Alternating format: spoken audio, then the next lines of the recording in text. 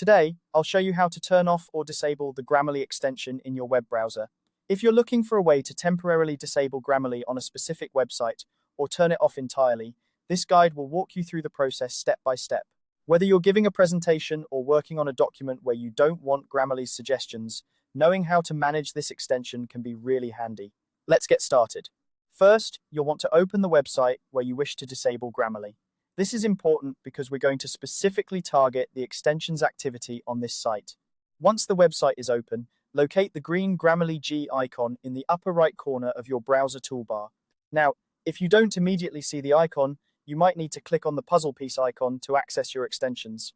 This little puzzle icon is a gateway to all the extensions you have installed on your browser, and it's quite useful for managing them. With the Grammarly icon in view, click on it. You'll notice a toggle switch labeled Check for Writing Suggestions on Website Name. To disable Grammarly for this specific site, simply toggle this switch to the off position. This action essentially tells Grammarly to take a break on this website. You'll see the icon turn gray, indicating that Grammarly is now inactive for this domain. This is perfect if you need a distraction-free writing environment or if Grammarly's suggestions are not required for the task at hand. Now, let's say you want to take a step further and disable Grammarly entirely from your browser. This could be useful if you're experiencing any issues with the extension or simply want to pause its functions. First, right-click on the green Grammarly icon in your top toolbar. This right-click will bring up a menu where you'll find the Manage Extension option. Go ahead and select it. This will take you to a page where you can control all aspects of the Grammarly extension.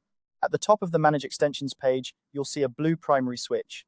By toggling this switch to the off position, you are essentially deactivating Grammarly across your entire browser.